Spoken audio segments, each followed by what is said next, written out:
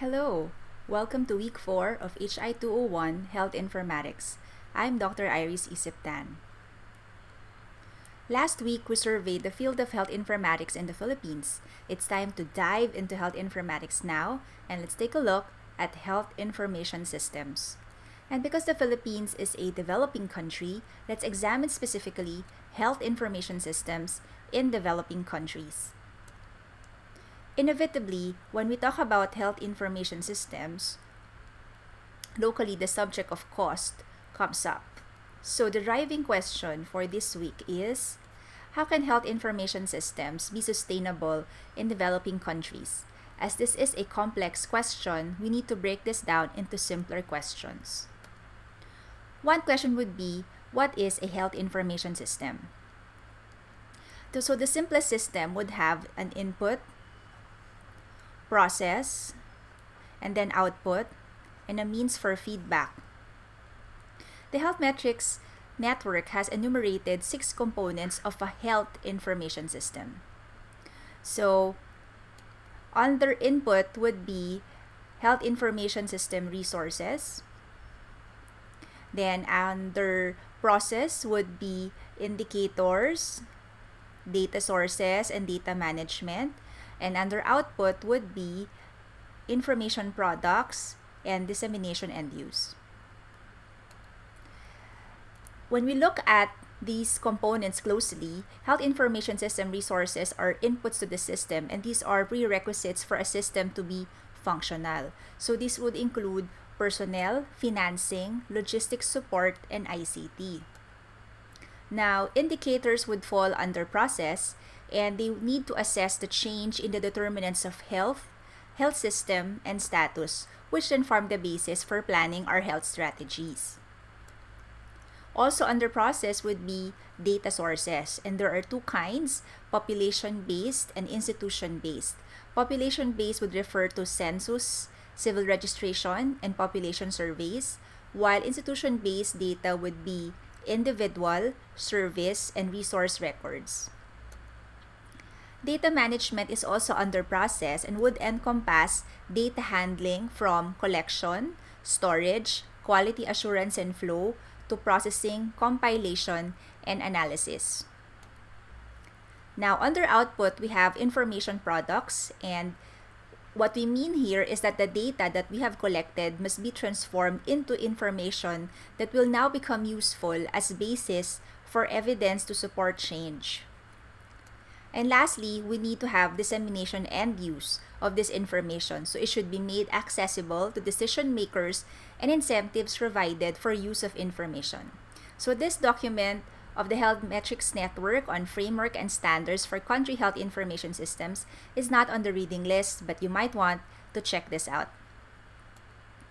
So after going through the 6 components of the health information system, surely you realize that for a health information system to be successful, it must succeed in each of these 6 components. So there are many moving parts, and sometimes it has been do or do not, there is no try.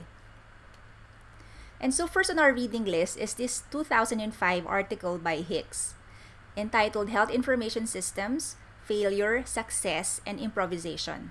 Reading this article will help you answer the question, why do health information systems fail? Why do they succeed? This is en route to answering our driving question about sustainability. How does one define success or failure of health information systems anyway? The reasons why health information systems fail or succeed are complex, and Hicks proposes the IT-POSMO design reality gap conceptual model, and it's discussed in the paper for 2 purposes. One, you can use it as a post-hoc evaluation tool, or second, as a pre-hoc risk assessment and mitigation tool.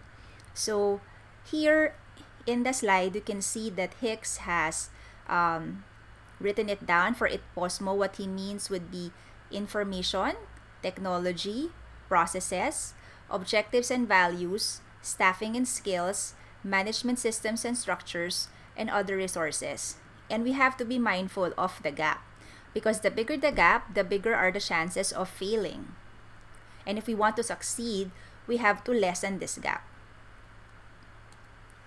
The second paper on our reading list directly answers the driving question: how can health information systems be sustainable in developing countries? In my opinion, however, you will have a deeper appreciation of the case studies presented in this paper after you've studied the components of a health information system. That is why I gave you the link to that Health Metrics Network document and a perusal of the ITPOSMO Reality Design Gap Conceptual Model of Higgs. For this paper, the authors discuss an all too familiar scenario where an international donor funds an IT project in a developing country. Donor support is often short-term and ends before the health information system project becomes institutionalized. The figure shows that to sustain a health information system, there must be an alignment of the donors, the user organization, and the developer, where each understands its obligations and responsibilities. So for donors, we need to have a long-term funding policy and cooperation to forge local needs with the users. The user needs and participation must be taken into account in conversations with the developer, and there should be international IT expertise and experience sharing. All of these will lead to a sustainable health information system. The case studies in this paper make for an interesting read. There are several free mind mapping software online that you can check out, because the assignment for this week is to create a mind map to answer a driving question. One example would be FreeMind, but there are others available online. So this is a mind map of a mind map, just to show you what it should look like. Now, in the previous assignment, we did concept maps. Mind maps differ from concept maps in that mind maps focus only on one idea. So as you can see here, this is the central idea, whereas concept maps usually connect several ideas. In a mind map, you have the links, but there are no linking words in the connecting lines as in a concept map. And as you can see, the ideas branch out from the center in a radial pattern.